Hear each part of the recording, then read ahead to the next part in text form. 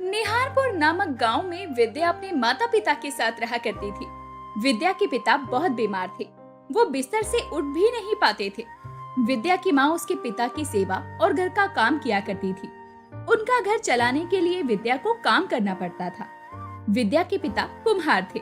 उनके बिस्तर पर आ जाने के बाद विद्या की माँ मिट्टी के बर्तन बनाकर विद्या को दिया करती थी और विद्या उन्हें बेचकर अपने घर का खर्चा चलाया करती और पिताजी की दवाई लाया करती।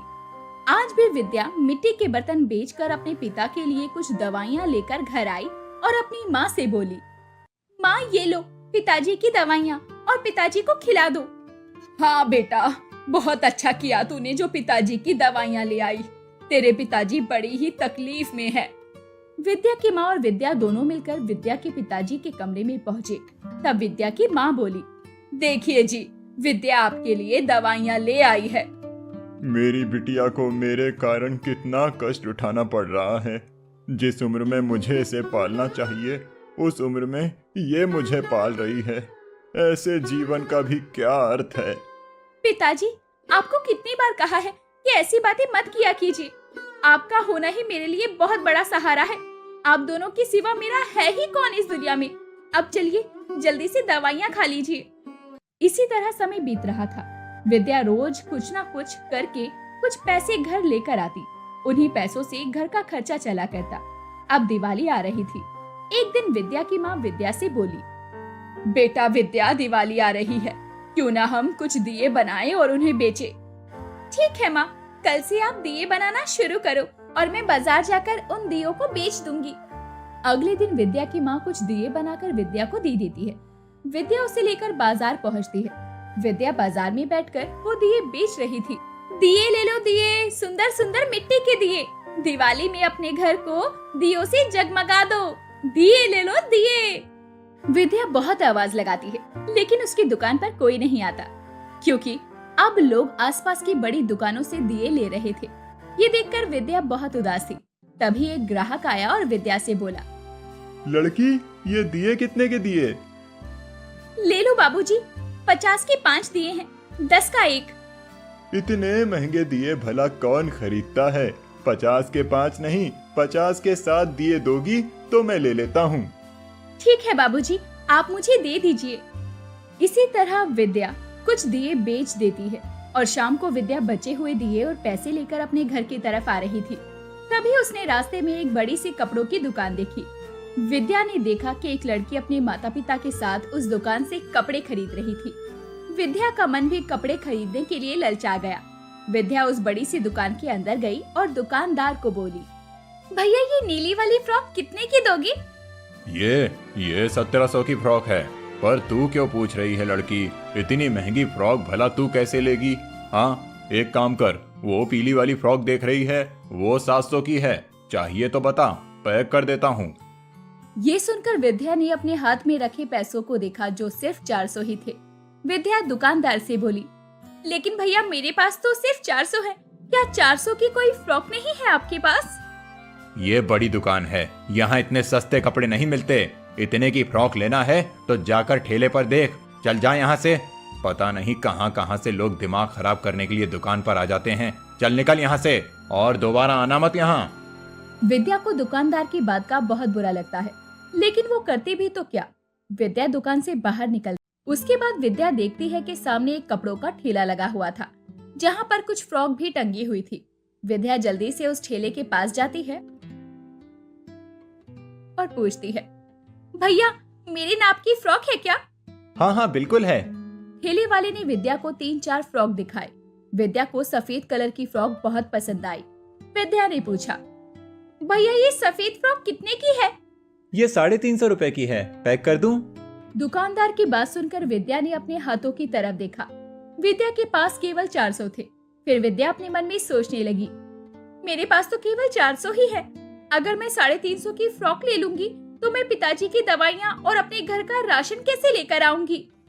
और फिर ये सोचकर विद्या बोली, नहीं नहीं भैया, अभी मुझे नहीं चाहिए।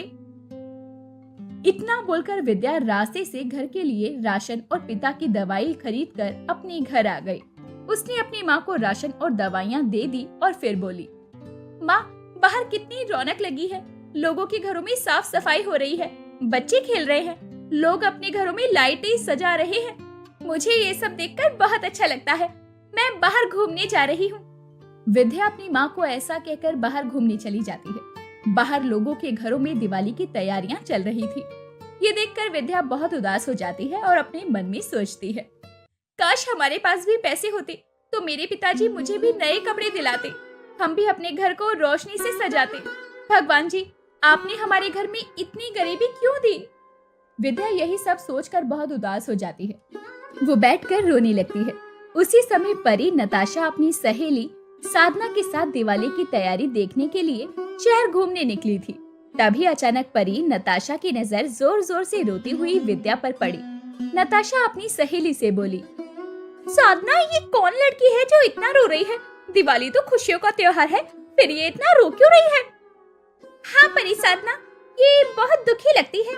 हमें इसके पास जाकर इसके दुख का कारण पूछना चाहिए। क्या नाम है तुम्हारा? मेरा नाम विद्या है। तुम रो क्यों रही हो? दिवाली का त्योहार तो खुशियों का त्योहार है। तुम इतनी दुखी क्यों हो? प्लीज हमें बताओ, शायद हम तुम्हारी कोई सहायता कर सके। हाँ, दिवाली खुशियों का त्योहार है, लेकिन मेरी दिवाली कोई खुशियाँ लेकर नहीं आती। मेरे पिताजी बहुत बीमार है, वो बिस्तर पर है। मेरी माँ उनकी सेवा करती है। मैं मिट्टी के बर्तन और दिए बेचती हूँ, लेकिन मैं दिए बेचकर इतने पैसे नहीं कमा सकती कि मैं अपने पिताजी का अच्छे से इलाज करवा सकूं या फिर अपनी माँ और पिताजी को कोई खुशियाँ दे सकूं। जैसे तैसे हम बस अपने खाने पीने का ही सामान जुटा पाते हैं। मुझे भी दूसरे बच्चों को देखकर ये लगता है कि मैं भी नए कपड़े पहनूं, मेरे घर भी दिए जलाए जाएं, मेरे घर में मिठाइयाँ बने, मेरे घर में भी अच्छे अच्छे पकवान बने और मैं भी अपने माँ पिताजी के साथ सुख पूर्वक दिवाली मनाऊं। परंतु मेरे लिए ऐसा संभव नहीं है। अब आप ही बताइए, इन सब बातों में मैं दुखी ना हूँ तो क्या खुश हूँ?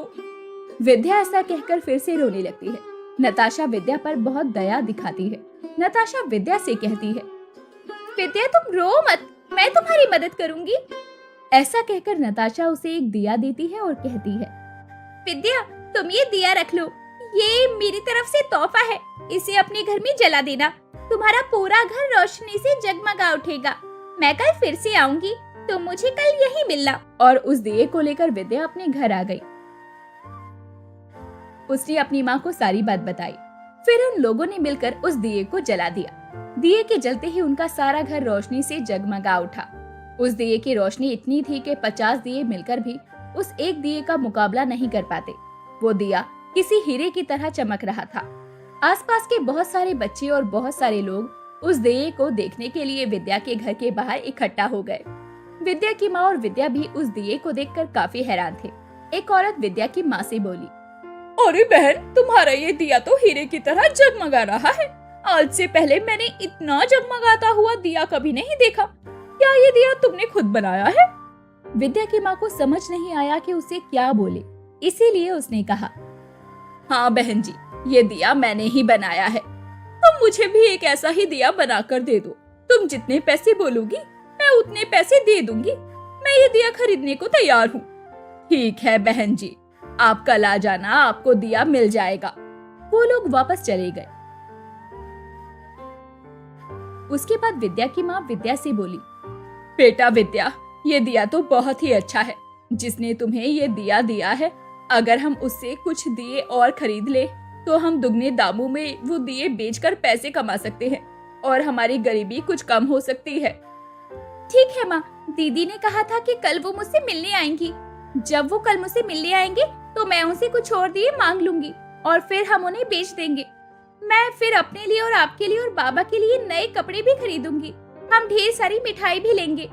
ठीक है बेटा। विद्या अगले दिन उसी जगह पर उनका इंतजार कर रही थी। जल्दी ही नताशा और साधना साधारण भेष में वहाँ पर आ गई। विद्या ने उन्हें सारी बात बताई और उनसे और दिए मांगे। ये सुनकर नताशा बोली, विद्या, अगर तुम्हें और दिए चाहिए तो तुम्हें हमारे साथ हमारे घर चलना होगा। वहाँ तुम जितने दिए बोलोगी उतने दिए तुम ले सकती हो। क्या सच में? आपके घर में बहुत सारे दिए हैं? हाँ विद्या, बहुत सारे। तो ठीक है, आप मुझे अपने घर ले चलिए, मैं वहाँ से बहुत सारे दिए ले आऊंगी। ठीक है विद्या, लेकिन तुम्हें मेरे घर जाने के लिए अपनी आंखें बंद करनी होगी। विद्या ने अपनी आंखें बंद की। परी नताशा और तान्या अपने असली रूप में आ गई और पलक झपकते ही वो परी लोक में पहुंच गए। विद्या ने अपनी आंखें खोली तो वो हैरान रह गई, क्योंकि वो किसी और ही दुनिया में थी। परी लोक बहुत ही खूबसूरत था। फिर उसकी नजर नताशा और साधना पर पड़ी। वो दोनों भी परियां थी। विद्या ये देखकर चौंक जाती है और कहती है, इसका मतलब है कि आप दोनों परियां हैं? हाँ विद्या, तुम सही समझी। हम परियां हैं और ये परी लोक है। विद्या, तुम हमारी मेहमान हो। आओ, हम तुम्हें परी लोक की सैर करवाती हैं। उसके बाद नताशा और साधना ने विद्या को पूरे परी लोक की सैर करवाई। उसे बहुत स्वादिष्ट व्यंजन भी खिलाए और फिर उसे एक कमरे में ले गई, जहाँ बहुत सारे दिए थे जो कि हीरो की तरह चमक रहे थे। तब नताशा बोली, ये रहे दिए विद्या, तुम जितने चाहो उतने दिए उठा लो। विद्या आगे बढ़कर एक बोरे में बहुत सारे दिए भर लेती है। विद्या उन दियों को लेकर बहुत खुश थी। अब काफी देर हो चुकी थी। विद्या को अपने घर जाना था, इसीलिए विद्या नताशा से बोली, मैं यहाँ पर काफी देर रुक गई। मुझे यहाँ आकर बहुत अच्छा भी लगा, लेकिन अब देर हो चुकी है। आप मुझे घर छोड़ दीजिए, मेरे माता पिता इंतजार कर रहे होंगे। विद्या, आज दिवाली है, हम तुम्हें तुम्हारे घर पर छोड़ देंगे, लेकिन हमारी भी एक शर्त है, हम आज की दिवाली तुम्हारे साथ मनाएंगे। विद्या परियों की बात सुनकर बहुत खुश हो जाती और परियों के साथ खुशी खुशी अपने घर आ जाती है और अपने माता पिता को सारी बात बताती है। विद्या के माता पिता भी ये सारी बातें सुनकर बहुत खुश होते हैं। उसके बाद परी नताशा आगे बढ़ती है और विद्या के पिता के सर पर हाथ रखकर कुछ मंत्र पढ़ती है। विद्या के पिता तुरंत ही ठीक हो जाते हैं। उसके बाद परियां विद्या के घर को खूब सजाती है और अपने जादू से विद्या और उसके माता पिता को नए कपड़े भी देती हैं। विद्या और उसके माता पिता नए कपड़े पहनकर तैयार हो जाते हैं और परियों के साथ पटाखे जलाकर और तरह तरह के पकवान खाकर दिवाली मनाते हैं। अब परियों के जाने का समय आ जाता है। जाते समय नताशा विद्या को एक चमकता हुआ दिया देखकर उससे कहती है, विद्या, ये दिया भी रखो। इस दिए से तुम जितने चाहे मिट्टी के चमचमाते हुए दिए और बर्तन मांग सकती हो और उसे बेचकर अपना जीवन अच्छे से गुजार सकती हो और हर साल हम तुम्हारे साथ दिवाली मनाने आते रहेंगे। ऐसा कहकर परियां वहाँ से चली जाती हैं। इस अनोखी दिवाली को मनाकर विद्या और उसके माता पिता बहुत खुश थे। ऐसे ही दिलचस्प कहानियाँ देखने के लिए हमारे चैनल स्टोरी टेल्स को सब्सक्राइब करना ना भूलें।